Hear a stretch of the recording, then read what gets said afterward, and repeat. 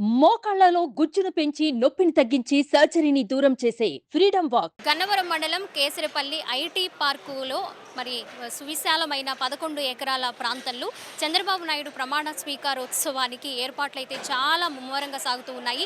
అన్ని శాఖలకు సంబంధించిన అధికారులు ఈ పనులను పర్యవేక్షించడంతో పాటు దగ్గరుండి కూడా చేస్తూ ఉన్న పరిస్థితి మనం చూసుకోవచ్చు. ఇక్కడ మొత్తంగా చాలా మంది కూడా మరి కూటమి సభ్యులు కావచ్చు, అలాగే టీడీపీకి సంబంధించిన ముఖ్య నేతలు కావచ్చు, ఎమ్మెల్యేలు, అలాగే మిగిలిన పార్టీకి సంబంధించిన నేతలందరూ కూడా ఈ పనులన్నింటినీ దగ్గరుండి పర్యవేక్షిస్తున్న పరిస్థితి మనం చూస్తున్నాము. ఈ సభా ప్రాంగణానికి వచ్చేసి సభా వేదికని దగ్గర 1000 మంది కూర్చునే విధంగా సభా వేదికని ముస్తాబు చేస్తూ ఉన్న పరిస్థితి ప్రస్తుతం మనం చూస్తూ ఉన్నాము. అలాగే సభా ప్రాంగణం అంతా దగ్గర 1,50,000 మంది వరకు కూర్చునే విధంగా ఏర్పాట్లు అయితే జరుగుతూ ఉన్నాయి. మరి భారీ మెజారిటీతో అధికారంలోకి వచ్చిన కూటమికి మరి చాలా మంది అభిమానులు అయితే ఉన్నారు. వాళ్ళందరూ కూడా ఎంతమంది వస్తారో అంచనా వేయలేని పరిస్థితి కనిపిస్తుందో అన్నది ఇక్కడ పార్టీకి సంబంధించిన ముఖ్య నేతలు చెప్తున్న పరిస్థితి మనం చూసుకోవచ్చు. మొత్తంగా ప్రతి ఒక్కరూ కూడా వచ్చిన ప్రతి ఒక్క అభిమాని కావచ్చు, కార్యకర్తకు కావచ్చు, అలాగే పార్టీలకు సంబంధించిన వారు కావచ్చు, ఎలాంటి ఇబ్బందులు లేకుండా పూర్తి ఏర్పాట్లు అయితే చేస్తూ ఉన్నాము. జూన్ నెల కావడం, వర్షాలు ముందుగానే పడే అవకాశం ఉంది కాబట్టి వర్షం పడినా కూడా, ఎలాంటి వర్షం పడినా కూడా ఇబ్బందులు లేకుండా వాళ్ళకు కూడా ఇబ్బంది లేకుండా ఏర్పాట్లు అయితే జరుగుతూ ఉన్నాయి. అలాగే ముఖ్యంగా హెలీప్యాడ్లు మొత్తంగా 11 నుంచి 17 వరకు హెలీప్యాడ్లు కూడా ఏర్పాటు చేస్తూ ఉన్నారు. హెలికాప్టర్స్ వచ్చి ల్యాండ్ అవ్వడానికి అక్కడ ఎలాంటి ఇబ్బందులు లేకుండా కూడా హెలీప్యాడ్స్ ఏర్పాటు చేశారు. ముఖ్యంగా పార్కింగ్ విషయానికి వస్తే మరి చాలా మంది లక్షల్లో అభిమానులు, అలాగే పార్టీకి సంబంధించిన ముఖ్యమైన నేతలు, అలాగే ఇతర రాష్ట్రాలకు సంబంధించిన ముఖ్యమంత్రులు వస్తున్న నేపథ్యంలో వారికి ఎలాంటి ఇబ్బందులు లేకుండా కూడా ట్రాఫిక్కి సంబంధించి ఏర్పాట్లు అయితే మొత్తంగా చేస్తూ ఉన్నారు. అలాగే మహిళా అభిమానులు కూడా వచ్చే అవకాశం ఉండడంతో వాళ్ళకి ప్రత్యేకమైన గ్యాలరీస్ ఏర్పాటు చేయడం, వాళ్ళకి సంబంధించిన వాష్రూమ్స్ విషయంలో ఇబ్బంది లేకుండా చూసుకోవడం, అలాగే వాటర్ ఫెసిలిటీస్ ఎక్కడికక్కడ ఇబ్బందులు లేకుండా కల్పించడం అనే విషయాల్లో కూడా తగు జాగ్రత్తలు తీసుకుంటున్నామని కూడా ఇక్కడ ఏర్పాట్లు పర్యవేక్షిస్తున్న వారి మాటలు మనం చూస్తున్నాము. ఇంతకు ముందే అచ్చెన్నాయుడు గారు కూడా వచ్చి మరి ఏర్పాట్లని పర్యవేక్షించడము, అధికారులని ఎలా జరుగుతున్నాయి, ఎప్పటిలోగా కంప్లీట్ అవుతాయి అనే వివరాలు కూడా అడిగి తెలుసుకున్న పరిస్థితి ఇక్కడ సభా ప్రాంగణం దగ్గర కనిపిస్తూ ఉంది. మొత్తంగా కోలాహలమైన వాతావరణం ఇక్కడ చూసుకోవచ్చు. ఇక ప్రభుత్వ అధికారులకు సంబంధించి 4 శాఖలకు సంబంధించిన అధికారులు ఇక్కడ ఎప్పటికప్పుడు పనులను దగ్గరుండి పర్యవేక్షిస్తున్న సిచ్యువేషన్ ప్రజెంట్ కనిపిస్తూ ఉంది. ఇక సభా ప్రాంగణం విషయం చూసుకుంటే మొత్తంగా పండుగ వాతావరణం, ఒక కోలాహలము కనిపిస్తుంది. ఆడవాళ్లతో సహా గన్నవరానికి సంబంధించి, అలాగే కేసరపల్లికి సంబంధించిన టీడీపీ అభిమానులు కావచ్చు, జనసేన అభిమానులు కావచ్చు, అలాగే సినీ పరంగా పవన్ కళ్యాణ్ గారికి ముఖ్యంగా పవన్ కళ్యాణ్ అభిమానులు కావచ్చు, అలాగే బీజేపీకి సంబంధించిన అభిమానులు కావచ్చు, అందరూ కూడా వచ్చి ఇక్కడే అభిమానులతో పాటు, ముఖ్యమైన నేతలతో పాటు, అలాగే ప్రభుత్వ అధికారులతో పాటు, పార్టీకి సంబంధించిన ఎమ్మెల్యేలు, మిగిలిన క్యాడర్కి సంబంధించిన వాళ్ళు కూడా అందరూ వచ్చి ఈ పనులను పర్యవేక్షిస్తూ ఉన్నారు. ఒకరోజు ముందుగా అంటే 11వ తారీఖు నైట్ కల్లా, అంటే 7 గంటలు 8 గంటల మధ్యలోనే పూర్తిగా అన్ని పనులు కంప్లీట్ అయ్యేలా చూస్తూ ఉన్నాము. టైం చాలా తక్కువ ఉండడంతో మరి పనులను వేగవంతం చేస్తూ ఉన్నాము అని కూడా చెప్తూ ఉన్నారు. మొత్తంగా 12వ తేదీ ఉదయం 11:50 ముఖ్యమంత్రిగా చంద్రబాబు నాయుడు ప్రమాణ స్వీకారోత్సవానికి భారీ ఏర్పాట్లు అయితే చకచకా జరుగుతూ ఉన్నాయి. మరి మే నెల 13వ తేదీన ఎలక్షన్స్ జరుగుతున్న సమయంలో ఒక ఎన్ఆర్ఐ ఓటు వేయడానికి, ఓటు హక్కు వినియోగించుకోవడానికి వచ్చారు. మరి ఇప్పుడు కూడా మనం చూసుకోవచ్చు, చంద్రబాబు నాయుడు ప్రమాణ స్వీకారం చేయబోతున్న సభా ప్రాంగణంలో బాస్ ఈజ్ బ్యాక్ అని చంద్రబాబు నాయుడు ఒక ఫోటోతో, టీషర్ట్తో ఇక్కడ ప్రత్యేక ఆకర్షణగా నిలుస్తున్నారు. మాట్లాడదాము. ఎలా అనిపిస్తుంది మీరు ఇక్కడ ఉండడము, ప్లస్ అలాగే చంద్రబాబు నాయుడు ఇంకా 2 రోజుల్లోనే ప్రమాణ స్వీకారం చేయడం ఎలా అనిపిస్తుంది? This is a great feeling అని చెప్పాలి. ఒక పండగలాగా ఉంది ఇక్కడ. ఫస్ట్ ఆఫ్ ఆల్ అన్నిటికంటే ముందు ఒకటి చెప్దాం అనుకుంటున్నాను. మా రాష్ట్రం ఆంధ్రప్రదేశ్, మా రాజధాని అమరావతి. చాలా ప్రౌడ్గా ఉంది అది చెప్పుకోవడానికే. We're very excited. Amaravati, Andhra Pradesh ఊపిరి పీల్చుకోండి. నారా చంద్రబాబు నాయుడు గారు వస్తున్నారు. That's all we can say. ఇక్కడ ఎవరు వేసుకోలేదు ఈ టీషర్టు, మీరు మాత్రమే వేసుకున్నారు. ఎందుకంత అభిమానం? చిన్నప్పటి నుంచి ఆయన చూస్తూ పెరిగాను. ఆయన మాటలు అవన్నీ చాలా ఇన్స్పైర్ చేస్తాయి నన్ను. ఎక్కడున్నా సరే ఆయన పడిన బాధ అవన్నీ మేము చూస్తూనే ఉన్నాం. ఇప్పుడు ఫైనలీ విజయం సాధించాం. We're ready for to get everything back. Thank you. నా పేరు మూల్పూర్ మాధవన్, కేసరపల్లి. ఈ ప్రాంత ఈ ఊరు వాసినే, 1వ వార్డు మెంబర్ నేను.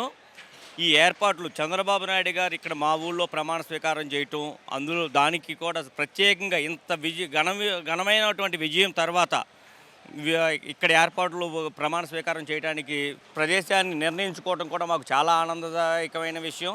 అదేవిధంగా మా ఊరు ప్రధానమంత్రి గారు, దేశ ప్రధానమంత్రి గారు 3 సార్లు ఎన్నికైనటువంటి 3వసారి కూడా ఘన విజయంగా సాధించినటువంటి నరేంద్ర మోడీ గారు మా ఊరు వచ్చి ప్రమాణ స్వీకారం చేయడం కూడా చాలా ఆనందదాయకంగా ఉన్నది. అదేవిధంగా చంద్రబాబు నాయుడు గారి దృష్టికి ఈ సభా వేదికగా సుమన్ టీవీ సాక్షిగా కొన్ని సమస్యలు కూడా మాకు ఇక్కడ పడినటువంటి రాష్ట్రం మొత్తం కూడా గత 5 సంవత్సరాల నుంచే ఈ సైకో వల్ల ఇంకొక వల్ల సమస్యలు ఇబ్బందులు పడి ఉంటారు. కానీ మేము గత 10 ఏళ్ల నుంచి కూడా ఇక్కడ ఉన్నటువంటి స్థానిక మీరు చెప్పేటటువంటి ఈ తెలుగుదేశం అనే ముసుగులో 2 పర్యాయాలు గెలిచి ఇక్కడ మమ్మల్ని ఇబ్బంది పెట్టినటువంటి ఈ వ్యక్తి ఈ గత 10 ఏళ్ల నుంచి కూడా గన్నవరం ప్రాంతంలో, గన్నవరం కాన్స్టిట్యున్సీలో ఉన్నటువంటి పోలీస్ స్టేషన్లు అన్నింటిలోనూ అతను పెట్టినటువంటి అరాచకాలు కానీ, అతను పెట్టించినటువంటి తప్పుడు కేసులు కానీ, క్రిమినల్ కేసులా, సివిల్ కేసులా, లేకపోతే అన్నదమ్ముల మయాన ఉండేటటువంటి ఇవి చిన్న చిన్న తగాదాలని పెద్ద తగాదాలుగా మార్చి వాటికి రాజకీయ రంగు పులిమి, అతను స్వార్థం కోసం వాడుకున్నటువంటి కేసుల, లేదంటే భార్యాభర్తల మధ్యలో ఉన్నటువంటి తగాదాలు, వీటన్నిటిని కూడా మీరు ప్రత్యేకమైన దృష్టి చంద్రబాబు గారు మీకు మేము స్వయంగా వచ్చి చెప్పలేకపోయినా ఈ సుమన్ మీడియా ద్వారా మీకు తెలియపరుస్తుంది ఏంటంటే, గన్నవరంలో ఈ 10 సంవత్సరాల నుంచి పోలీస్ స్టేషన్లో పోలీసు వారు పెట్టినటువంటి కేసులన్నింటినీ కూడా ప్రత్యేకమైన దృష్టితో పరిశీలించి వాటికి ఒక కమిటీ వేసి వాటన్నిటినీ కూడా పూర్తిగా తొలగించే మార్గం చూడవాలి, ఆ కేసులన్నీ ఎత్తేసే మార్గం చేయవలసిందిగా కోరుతున్నాము. అదేవిధంగా గతంలో ఎప్పుడో బ్రిటిష్ కాలం నుంచి ఉన్నటువంటి కేసరపల్లి ఎయిర్పోర్ట్ని మీరు వచ్చిన తర్వాత విజయవాడ అంతర్జాతీయ విమానాశ్రయంగా అభివృద్ధి చేస్తున్నారు. దానికి ఎంతో సంతోషకరము. అయితే ఈ సుమన్ టీవీ ద్వారా మిమ్మల్ని కానీ ప్రధానమంత్రి గారిని కానీ కోరుకునేది ఏంటంటే, ఎక్కడెక్కడో ఏయో అన్నిటికీ హైదరాబాద్ మీరు అభివృద్ధి చేసినటువంటి దానికే రాజీవ్ గాంధీ ఇంటర్నేషనల్ ఎయిర్పోర్ట్ అని పెట్టారు. అట్లాగే మన జాతీయ జెండా సృష్టికర్త అయినటువంటి పింగళ వెంకయ్య గారు ఈ కృష్ణా జిల్లా వాసే కాబట్టి ఈ కృష్ణా జిల్లాలో ఉన్నటువంటి విజయవాడ ఎయిర్పోర్ట్, కేసరపల్లి ఎయిర్పోర్ట్కి శ్రీ పింగళ వెంకయ్య జాతీయ విమానాశ్రయం అని చెప్పని పేరు పెట్టవలసిందిగా కోరుతున్నాము. అదేవిధంగా ఇక్కడ ఉన్నటువంటి స్థానిక సమస్యలు, ఈ ఎదురుగా నూతనంగా నిర్మించినటువంటి ఫ్లైఓవర్ వల్ల ఎప్పుడో 150 సంవత్సరాల నుంచి ఉన్నటువంటి కేసరపల్లికి రోడ్డు మార్గం కూడా కొన్ని అనివార్య కారణం వల్ల గతంలో కొందరికి లబ్ధి చేయడం కోసం అని చెప్పానని కొందరిని ఇబ్బంది పెడుతూ కేసరపల్లిలోకి 1 వే చేస్తారు. వచ్చిన కొందికి సౌకర్యాలు పెరగాల్సింది పోయి మేము 150 సంవత్సరాల నుంచి ఉన్నటువంటి సౌకర్యాన్ని తీసేసి రోడ్డు మీద బస్సులు రాకుండా తయారు అవుతున్నటువంటి పరిస్థితి. మీరు కూడా దాన్ని పెద్ద మనసుతో పరిశీలించి రోడ్డు ఊళ్ళోకి రావటానికి పోవటానికి 2 పక్కల బస్సులు వచ్చే విధంగా సౌకర్యం కల్పించవలసిందిగా చంద్రబాబు గారిని ఈ సుమన్ టీవీ వేదికగా కోరుకుంటున్నాను. నా పేరు నాగబత్తుల శ్రీనివాసరావు అండి. నేను రాష్ట్ర ఆహార కమిషన్ మాజీ సభ్యుడిని. మరి ఈ రోజున చంద్రబాబు నాయుడు గారు ఆధ్వర్యంలో ప్రభుత్వం రూపుదిద్దుకుందంటే ఆంధ్ర రాష్ట్రానికి తొలకరి జల్లు, రైతుకి తొలకరి జల్లు ఎంత ఉత్సాహాన్ని ఇస్తుందో ఆంధ్ర రాష్ట్ర ప్రాంత ప్రజలకి ఈ ఆంధ్ర భూ ప్రాంతానికి కూడా ఇది ఒక తొలకరి జల్లులాగా ఉన్నది.